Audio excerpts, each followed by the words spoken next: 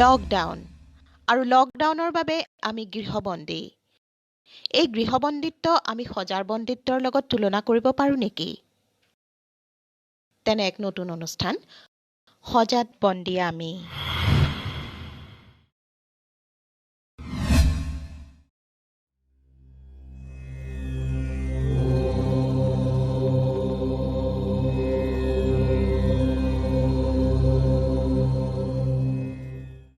সুপ্ৰভাত। আজি 28 বহাগ সোমবাৰ 11 মে 2020 চন। জ্যোতিষশাস্ত্ৰ অনুসৰি আজিৰ দিনটোৰ ৰাশিফল হৈছে এনেধৰণৰ। মেষ ৰাশি। মেষ ৰাশিৰ জাতক জাতিকাৰ আজিৰ দিনটোত সন্মান লাভৰ যোগ আছে। ৰাজহুৱা কৰ্মত ব্যস্ত হৈ পৰিব। দিনটো আনন্দৰে পাৰ হ'ব। বৃষ ৰাশি। বৃষ ৰাশিৰ জাতক জাতিকাৰ আজিৰ দিনটোত উন্নত আয় বৃদ্ধিৰ যোগ আছে। কৰ্মত বাধা আঁতৰি যাব। গৃহত শান্তি বিৰাজ কৰিব। মিথুন ৰাশি। মিথুন ৰাশিৰ জাতক জাতিকাৰ আজি চিকিৎসকসকলৰ বাবে শুভ। ৰাজহুৱা সন্মান লাভৰ যোগ আছে। সম্পদ বৃদ্ধিৰ সম্ভাৱনা। কৰ্কট ৰাশি। কৰ্কট ৰাশিৰ জাতক জাতিকাৰ আজি মনলৈ শান্তি ঘূৰি আহিব। সুনাম অৰ্জনৰ সম্ভাৱনা। জনপ্ৰিয়তা বৃদ্ধি পাব। সিংহ ৰাশি।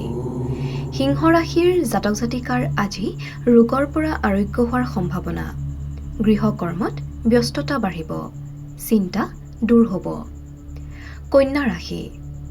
কন্যা ৰাশিৰ জাতক জাতিকাৰ আজি দূৰভ্ৰমণৰ যোগ আছিল যদিও নকৰাই শ্ৰেয়। গৃহত আনন্দৰ পৰিৱেশ বিৰাজ কৰিব। প্ৰেমত শুভ। তুলা ৰাশি।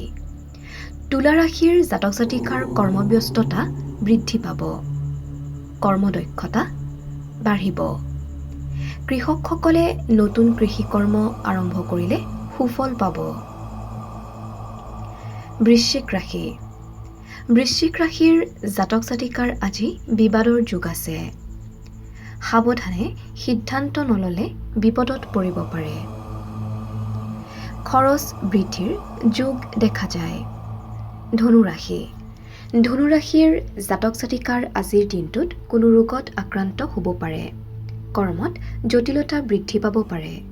সাৱধান হোৱাৰ প্ৰয়োজন। মকৰ ৰাশি। মকৰ ৰাশিৰ জাতক জাতিকাৰ বন্ধুৰ দ্বাৰা নিমন্ত্ৰিত হোৱাৰ সম্ভাৱনা আছে। বন্ধুৰ সহচৰ্যত দিনটো সুখেৰে পাৰ হ'ব।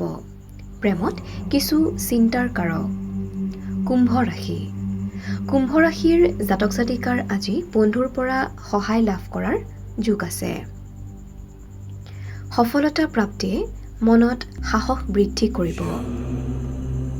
নতুন যোগাযোগৰ সম্ভাৱনা। মীন ৰাশি। মীন ৰাশিৰ জাতক জাতিকা আজি ভাতৃৰ শাৰীৰিক অসুস্থতাৰ বাবে চিন্তিত হৈ পৰিব পাৰে। গৃহত অশান্তি। প্ৰেমত শুভ। এয়াই আছিল আজিৰ দিনটোৰ ৰাশিফল। কৰোনাৰ পৰা বাচি থাকিবলৈ ঘৰতে থাকক। চৰকাৰী নীতি নিৰ্দেশনাসমূহ মানি চলক। আপোনাৰ আজিৰ দিনটো শুভ হওক।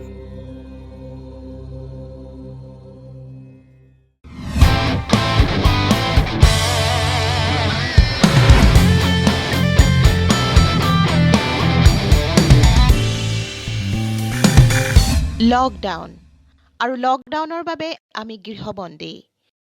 এই গৃহবন্দীত্ব আমি সজাৰ বন্দীত্বৰ লগত তুলনা কৰিব পাৰোঁ নেকি? তেনে এক নতুন অনুষ্ঠান, সজাত বন্দী আমি।